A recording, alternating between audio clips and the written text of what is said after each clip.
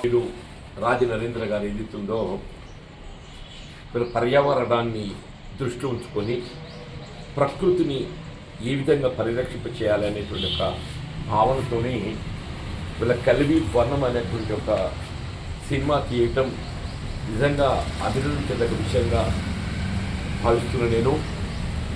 వాస్తవంగా సమాజం అనేది పర్యావరణంతో ముడిపడి ఉందని చెప్పక తప్పనిసరి.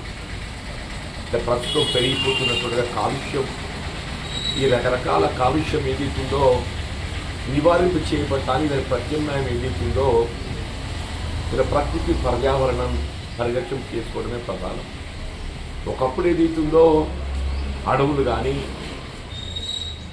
గుట్టలు కానీ ఎక్కడ చూసినా కానీ ఏదైతుందో ప్రకృతి మనకు పరిణమిస్తుంటే, ఇప్పుడు మారుతున్న పరిస్థితులు కాలానికి అనుగుణంగా ఇప్పుడు అటవీ సంపదను హరించడం ఒకవైపు, ఇంకోవైపు ఏదైతుందో ఇవాళ పర్యావరణానికి ప్రధానంగా ఏదైతుందో ఇవాళ గుట్టలు హిలెక్స్ ఉంటేనే ఏదైతుందో వాటిపై చెట్లు ఉంటాయి అన్న చెప్పండి. ఇప్పుడు కేవలం మట్టి కొరకు ఆ గుట్టల్లో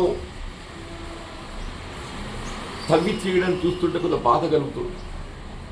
ముఖ్యంగా మన జగిత్యాల జిల్లా కేంద్రాన్ని తీసుకున్నట్టయితే మన జగిత్యాల జిల్లా కేంద్రానికి నలువైపులా ప్రకృతి రమణీయంగా గుట్టలతో నిండి ఉంటుండే.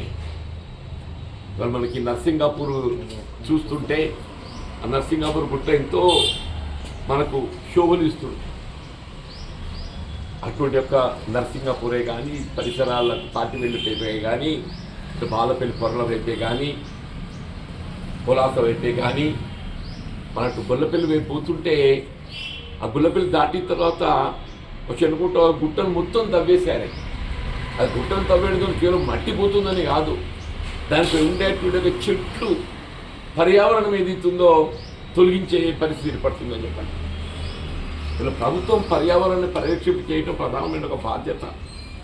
ఇలా రాష్ట్రంలో కాంగ్రెస్ ప్రభుత్వం ఏర్పడ్డ తదుపరి ఇలా గౌరవ ముఖ్యమంత్రి రేవంత్ రెడ్డి గారు ఏదైతుందో ప్రత్యేకమైన చర్యలు తీసుకోవడం జరుగుతుంది. అయినప్పటికీ కూడా క్షేత్రస్థాయిలో మనం ఆశించే ఫలితాలను మరి పొందలేకపోతున్నాం.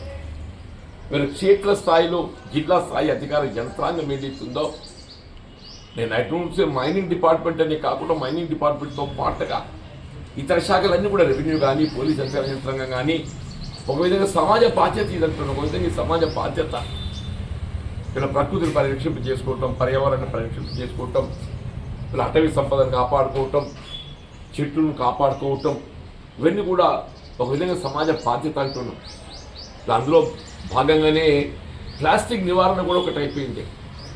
ఇలా ప్లాస్టిక్ వినియోగంతో ఈ పర్యావరణం కలుషితం కావడంతో ఏదైతుందో క్యాన్సర్ వ్యాధి విపరీతంగా పెరిగిపోతుంది అంటున్నాం.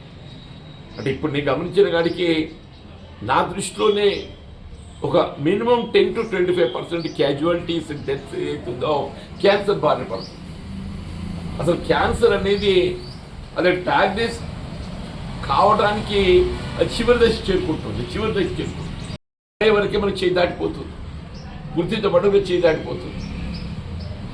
అంటే ఇవన్నింటికి నివారణ అనేది ఈ ప్లాస్టిక్ వాడకాన్ని మనము అరికట్టడం, దాని ప్రత్యామ్నాయంగా ఏదైతుందో మన గతంలో ఉన్నటువంటి ఒక వినియోగ వస్తువులు స్టీల్ ఉన్నది.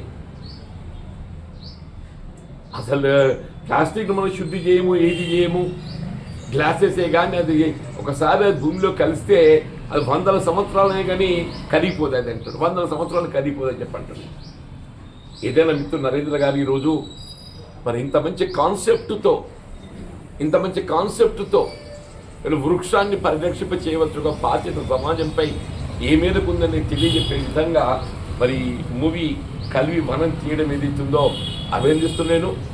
రాష్ట్ర ప్రభుత్వం కూడా ఏదైతుందో వీళ్ళు పెద్ద పెద్ద సినిమాలకు రాయితీలు ఇస్తుంది.